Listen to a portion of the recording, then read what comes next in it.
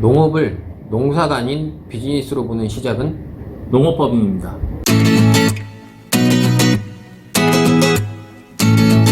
안녕하세요. 청년 농업인 여러분 안녕하십니까? 미래드림의 박민수 세무사입니다. 김학성 대표입니다. 네. 저희 영상을 유튜브 통해서 보신 분들도 있으실 거고, 오늘 처음 보시는 분들도 계실 텐데, 저희가 이제 3번에 걸쳐서, 네.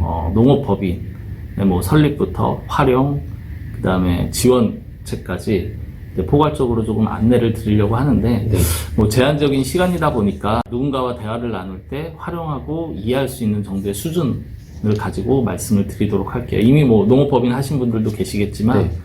듣다 보시면은 새로운 내용, 또 모르는 내용도 있지 않을까 싶습니다. 근데 청년은 몇 살까지죠? 청년 농업인은? 마음이 청년이면 다 청년 아닐까요? 아니, 세법에서는 34세를 청년으로 규정하고 있거든요. 근데 이제 보통 각종 지원금을 볼 때는 또 만 39세로 보기도 하고요. 아마 영상 보신 분들은 청년이 대부분으로 저희가 알고 있고, 네. 청년이 아닌 부분도 청년이라고 해서 오늘의 내용이 바뀌는 부분은 특별히 없다 보니까 네, 같이 이해해 주시면 되고. 맞습니다. 박세훈사님 청년 아니잖아요. 저 청년이죠. 마음만? 네.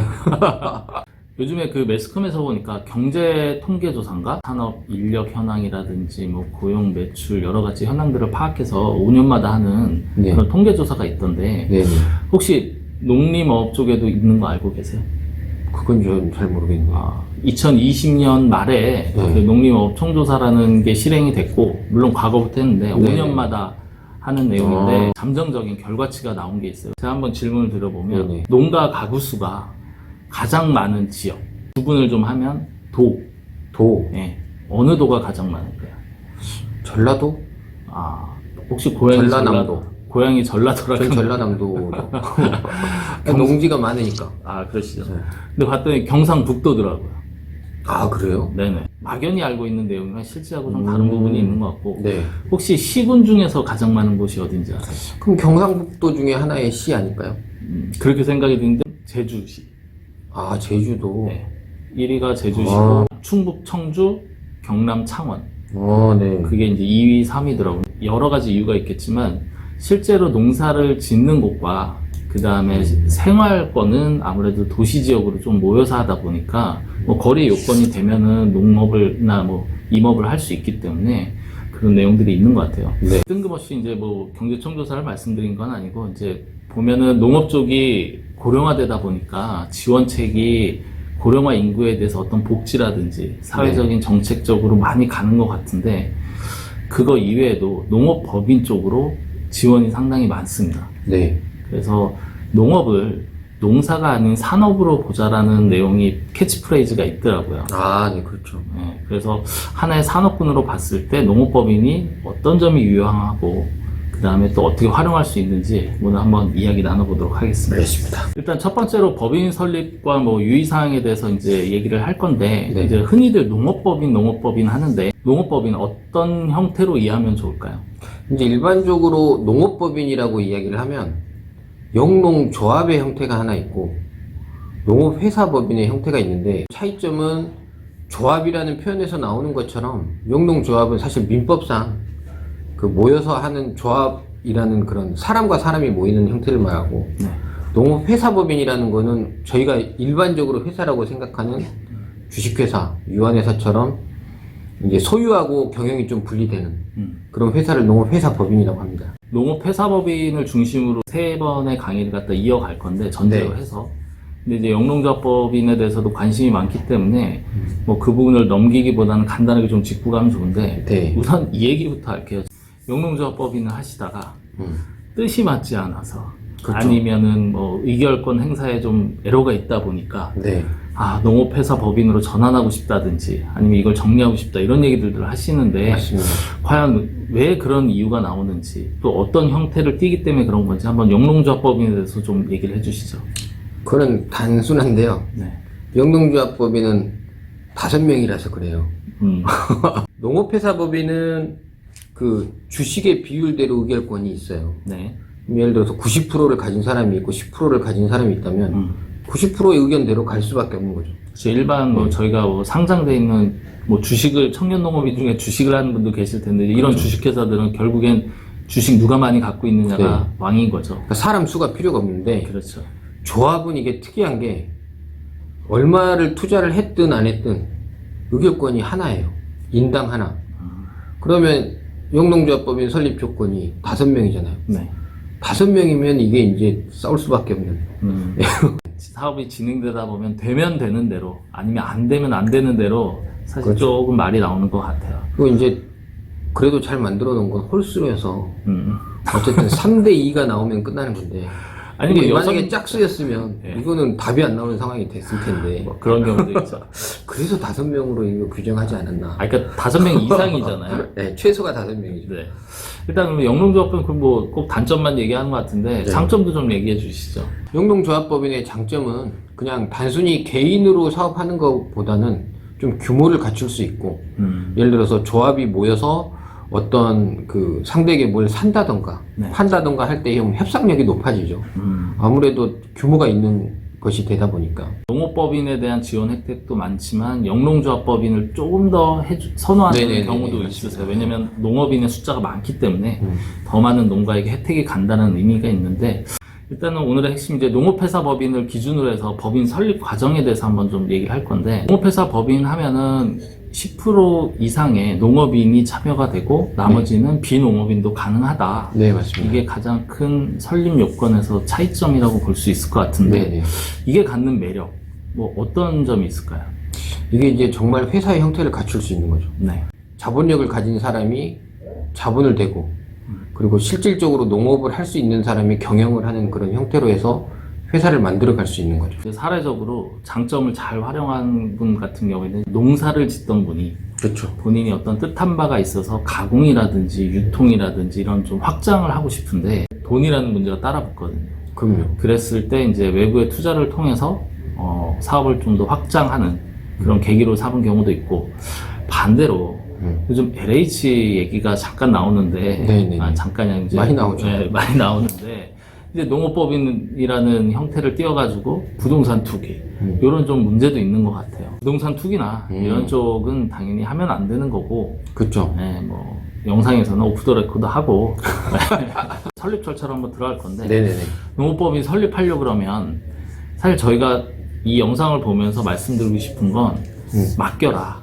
그렇죠. 법무사님들께 맡기는 게 제일 네. 빠르죠. 속편하고. 네, 그리고 이제 세무사한테도 맡기셔도 좋고 다 네. 좋은데 중요한 건 아무것도 모르는 상태에서 설립을 의뢰하는 것도 좀 문제가 있고 그렇죠. 그다음에 저희한테도 많이 문의 오시는 것들을 보면은 그쪽 해당 지역에 있는 뭐 법무사나 이런 분들은 해본 적이 없어서 잘 모르겠다 이런 경우도 있다 보니까 그렇죠. 어느 정도의 판단 기준은 갖고 가셔야 되니까 저희가 그 절차와 과정에 대해서 한번 좀 이야기를 해보도록 하겠습니다. 크게 두 가지로 구분을 해볼게요.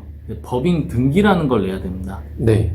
그 저희가 토지나 이제 부동산 같은 경우 보면 등기부 등본이 있듯이 맞습니다. 법인도 하나의 인격체로서 등기부 등본 같은 개념을 준비를 하셔야 되는 거고 그게 완료가 되면 사업자 등록증을 내는 거 네. 이렇게 보시면 이제 기본적인 절차는 끝나는데 그렇죠. 법인 등기 필요한 것도 많고 절차도 많은데 하나하나 네. 순서대로 짚어보도록 하겠습니다. 일단은 법인을 하시게 되면 상호를 정해야 될 것 같은데 네. 일단은 농업회사 법인이라는 명칭이 반드시 들어가야 되고요. 또 하나는 일단 등기를 내기 전에 본인이 원하는 이름이 본인의 소재지 근처에 또 중복이 되면 등기가 안 날 수가 있거든요.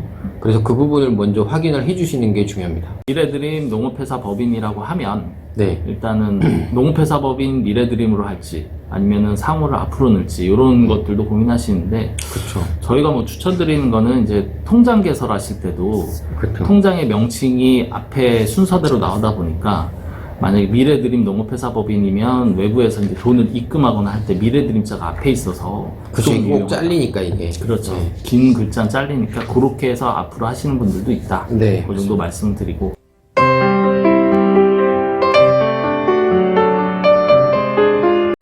두 번째는 이제 정관이라는 부분 준비를 하셔야 되는데 정관 같은 경우에는 되게 어려우세요. 그래가지고 이걸 어떻게 만드냐고 문의를 하시는데 사실 법무사가 그렇죠. 기본적인 이제 표준화된 양식에다가 그다음에 대표님들이 하고자 하는 사업 목적, 그다음에 회사의 구조에 대해서 이제 상담을 통해서 이제 정리를 하는데 좀 주의하실 거는 최근에 법인 등기는 나오지만 이걸 가지고 뭐 농업경영체를 등록한다든가 할 때 정관에 대해서 문제를 삼는 경우가 많아졌거든요. 네. 그러니까 예전에는 부동산 임대업, 부동산 매매업 이런 것까지 다 넣어놨었는데 사실 넣어놓고 그 사업을 하지 않으면 상관은 없는 거거든요. 근데 지금 이제 농업회사법인에 대한 규정이 까다로워지다 보니까 아예 정관 자체에서 그 내용이 있으면 반려를 시키는 경우가 생겼어요. 그래서 이제 표준 정관에 있는 농업과 정말 무관한 것들은 다 빼시는 게 맞고, 요즘에 좀 많이 듣는 소리가 수출입 관련돼서 수입은 안 된다 이렇게 들었거든요. 그러니까 농산물을 수출하는 거는 목적사항에 넣어도 되지만 농산물을 수입하는 거는 농업회사법인의 목적에서 빠져야 되는 걸로 지금 그 파악이 되고 있습니다. 그래서 일단 뭐 아까 상호 다음으로 정관을 얘기했는데 사업 목적이 그 사이에 들어가는 거죠. 네. 그래서 농업법인이 할 수 있는 사업 목적이 제한적이다. 그래서 뭐 가끔 가다가 부동산 임대업을 내가 농지를 사서 일부 자기가 작용하고 임대 주겠다 뭐 이런 분들도 계신데 네. 안 된다는 점 맞습니다. 예, 말씀을 드리도록 이게 이제 보시는 분들이 오래전부터 농업회사법인 운영하셨으면 그게 왜 안 돼? 나는 있는데 하실 수 있어요. 네. 근데 이제 그게 지적사항으로 아마 발생하실 거예요. 법인 설립할 때 고민하셔야 되는 부분이 있다 그러면 제가 볼 땐 주주 구성인 것 같아요. 누가 몇 %를 갖느냐가 이제 필요한 부분인데 그렇죠. 우선은 뭐 최소한 10%는 농업인이 해야죠. 그렇고 나머지 90% 혹은 뭐 그 이상에 대한 부분은 어떻게 정리를 해야 하는 게 좋을지 뭐 조언해 주실 게 있을까요? 다음 시간에도 나올 내용이겠지만 주주의 구성이라는 건 사실 소유를 갖는 거거든요. 그렇죠. 그러니까 이제 이 사업이 수익이 났을 때 그 수익에 대한 쉐어를 어떻게 하냐에 대한 부분이 여기에 녹아 들어가기 때문에 굉장히 좀 가족이나 아니면 정말 투자자들하고 좀 상의를 해야 될 부분이기도 하고, 이제 더 깊이 들어가면 농업에 대한 부분이 청년 창업을 하시는 분들도 있지만 부모님의 가업을 물려받으시는 분들도 있잖아요. 네. 그러면은 어떻게 주주 구성을 해서 부모님 것들을 뭐 증여를 받거나 매매를 했을 때 절세가 되는지 부분까지 파악해서 좀 종합적으로 구성을 짜시는 게 좋습니다. 영상 보신 분들이 뭐 주주 구성 나중에 바꿀 수 있지 않냐라고 하실 때 주주는 언제든지 변경이 그렇죠. 가능하세요. 근데 중요한 건 주식이라는 걸 오고 갈 때 관련된 세금이 발생을 하기 때문에 네. 사실 처음부터 잘 정리를 해 놓으시라는 거고, 주주라는 부분은 실질적으로 농업을 하지 않는 사람이어도 가능하다라는 거. 예를 들어서 제가 삼성전자 주식을 갖고 있다고 해서 제가 삼성전자 직원이거나 그렇진 않듯이 내가 하고자 하는 농업법인이 이익이 많이 날 것 같고 회사 규모가 커질 것 같아. 그렇다면 자녀나 혹은 뭐 가족분들이 주주로 참여해서 본인의 일은 본인 일대로 하더라도 가능하다. 네. 이 부분까지 이해하시면 될 것 같아요. 맞습니다. 또 한 가지 말씀드리면 그 회사의 형태가 주식회사와 유한회사라는 형태가 두 가지가 있거든요. 네네.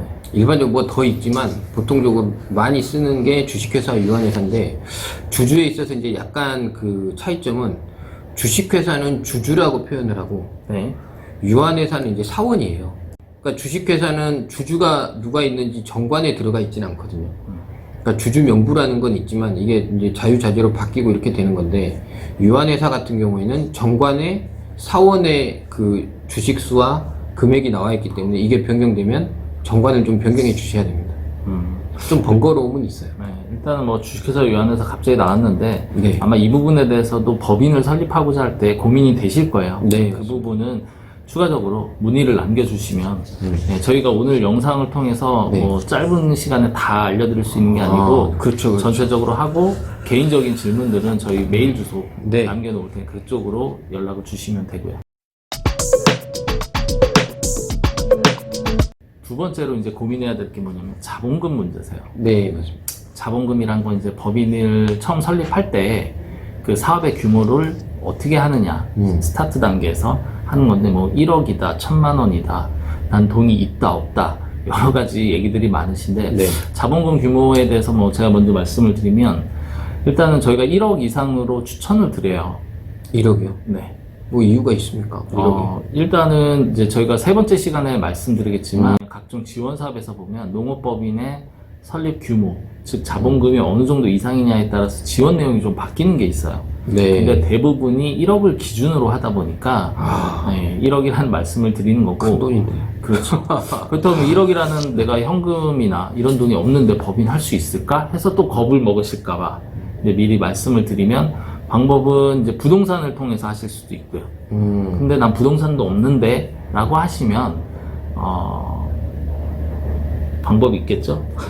아니 그리고 설립을 해놓고 필요할 때 증자를 해도 되죠? 네. 이런 건 이제 주식회사 유한회사도 조금 차이가 있으니까 그거에 대해서는 또 설립할 때 말씀 좀 나눠주시면 될 것 같고요. 또 하나의 질문이 대표이사는 꼭 농업인이어야 되느냐 이 질문들을 많이 하세요. 농업회사법인이라는 거는 주주 중에 한 명이 농업인이면 되는 거고 대표자는 사실 농업인이 아니어도 돼요. 그렇죠. 근데 단지 좀 주의할 점은 농업회사법인이 농지 같은 걸 취득할 때 부동산 취득 시. 네, 임원 중, 그러니까 이사 중에 3분의 1은 또 농업인이어야 되는 조건이 있습니다. 일단 이렇게 하면 서류가 어느 정도 준비가 된 것 같아요. 네. 근데 이제 여러분이 준비하기보다는 이 내용을 가지고 법무사와 협의를 하고 상담을 하다 보면 이제 구체적인 내용은 법무사 쪽에서 정리를 할 텐데, 그렇죠. 자, 설립이 돼서 법인 등기를 했습니다. 네. 근데 등기를 할 때 비용이 또 얼마 드냐, 또 농업법인 설립할 때 이런 얘기들 하시는데. 농업법인 설립 비용은 이제 자본금 규모에 따라 틀릴 거예요. 예전에는 사실 농업법인 설립할 때 그 등록세나 이런 부분들이 면제가 됐었거든요. 불과 한 6개월 전이죠. 그렇죠. 네. 이제는 자본금 규모에 따라서 등록세가 나오기 때문에 네. 본인의 자본금이 얼마냐에 따라 비용 자체가 좀 달라진다고 볼 수 있습니다. 저희가 대략 한 1억 정도의 자본금을 가지고 농업법인 설립하는 걸 보면 등록세랑 뭐 공과금 이렇게 하면은 한 50만 원 정도 되는 것 같아요. 50만 원 정도. 예, 거기에다 플러스해서 이제 뭐 법무사 보수가 좀 들어가겠죠.